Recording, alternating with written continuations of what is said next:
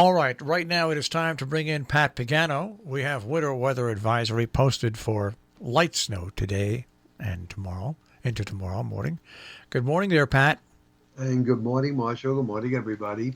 That is about it. This is a weakening storm over Ohio, so it's not going to bring as much snow to us as it brought to the plains.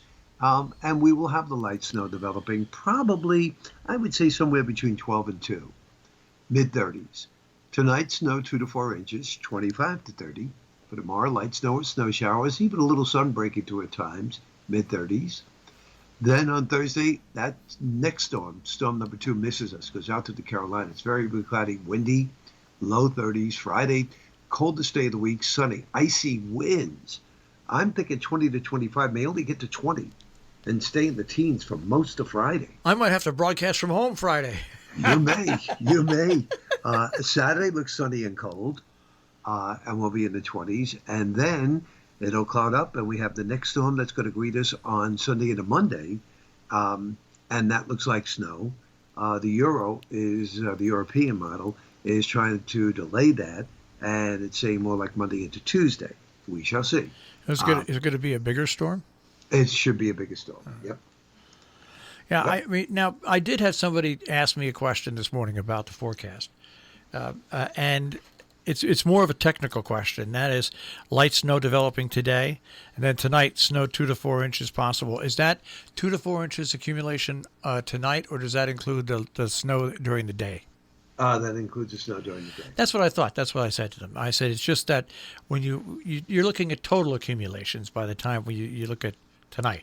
Yeah, by the time it all wraps up. I find it very confusing. I find it confusing to say today, an inch or 2. Yeah. Tonight, 1 to 3. Yeah. I mean, you start throwing all these numbers out, and listeners saying, what do you say? What do you say? 2 to 3, 4 to 5, 6 to 7. So that's why I just usually try to keep the accumulations in one segment of the forecast. Yeah, no, it's a total accumulation. That's by the time everything wraps up. So we've answered a listener's question this morning. Yeah, well, that's good. Hooray for us. Yeah, very, very good. In the meantime, that's it. It's just, it's busy compared to the rest of the month. Because January really has been very, very quiet, amazingly quiet. Yeah, I'm still waiting for Connecticut to say, okay, anybody 65 or older, you can register. And it's funny, my daughter Karen, she had a wedding that was scheduled for October of last year. Of course, that was canceled. They had a very close wedding with just her brothers and sisters, her brothers around her, and stuff like that. Only about 15 people, but they were going to reschedule it, and they were going to have it in April. And everybody thought that it looks like the end of April was going to be pretty good.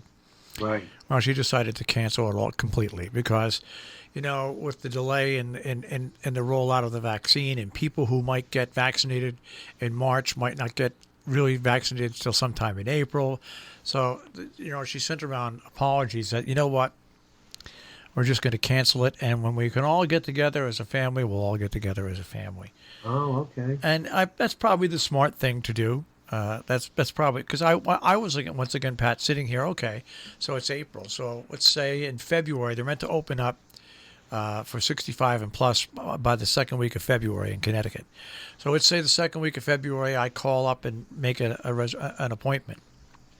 I might not get it till March, or the way things, the bigger the pool that you open up, the longer it takes to get on the list. So I would have been on the cusp of not being able to go anyway. Right. Because you just, some people are waiting 30 to 60 days once they register. So so as sad as the move it was a smart move to make everybody safe, That's part of the problem with, trying to plan. With this pandemic, it's really, really hard to plan out ahead. And, I sometimes think that, like you said, the less you listen to the news, the better you are. Because when I was listening last night, they were talking about a new strain in the UK, another new strain. And let's face it, with any virus, there's going to be new strains. You don't hear about it during the flu season because Well, it's, you because know, there's annual flu shots because the strain, the flu, it changes. So right. every year people go get flu shots. It's not the same flu shot. It's a different one for each year. And I think what's going to happen with COVID-19 is they're going to call them booster shots. Yeah, that's what I heard. Yeah, Every year you're going to go get a booster shot. a booster shot. Okay.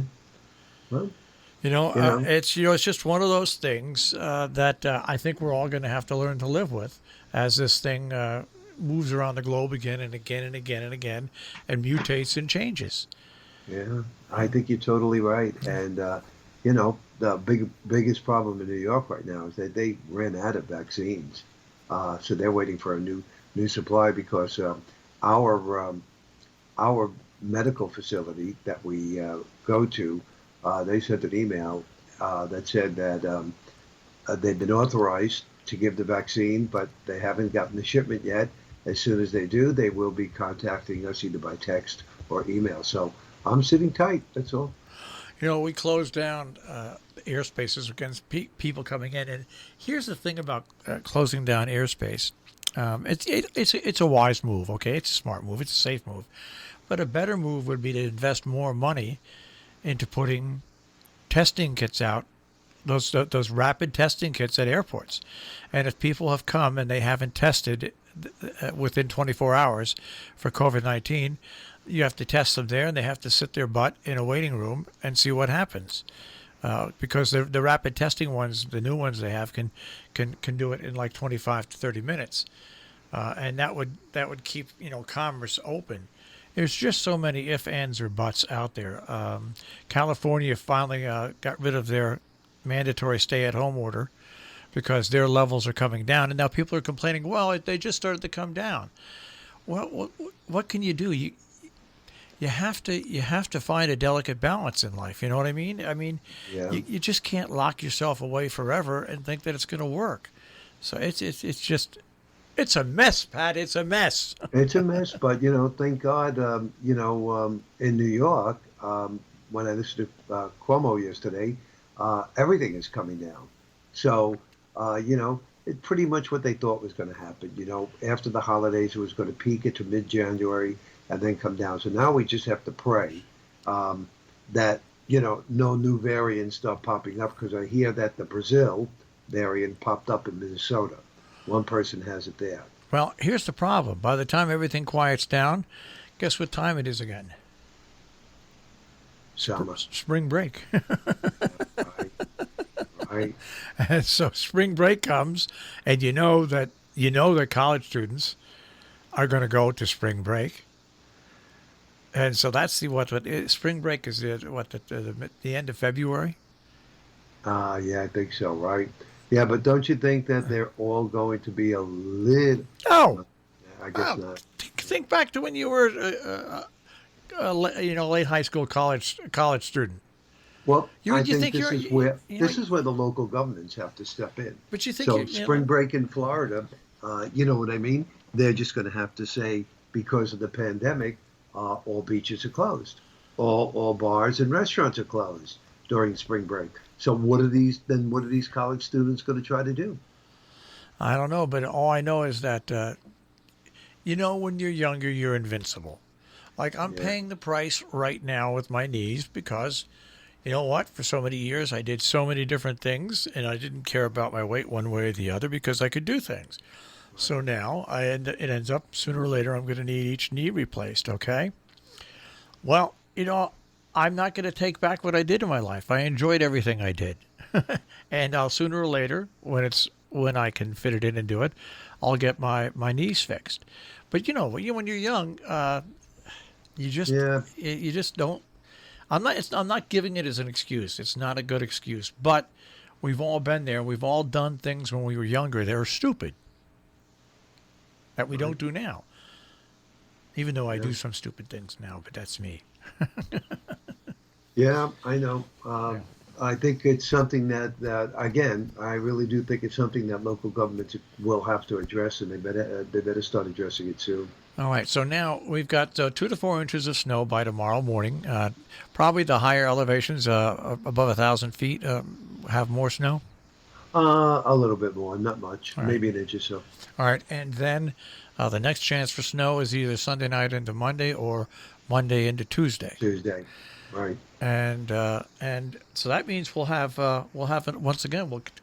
We'll continue to have snow on the ground. So Oh yeah, yeah. yeah. But I'll tell you about it. It was so nice getting up this morning and seeing the temperature was 23 degrees. It was so nice. But yeah, I'm right. Yeah, because come Friday, you're going to be hoping All right. for 23 degrees. Well, on those words, I'll ski you tomorrow. Okay, sounds good, Marshall. Take care, Pat. Bye bye. Pat Pagano this morning in the Weather Center with a check on our tri-state forecast.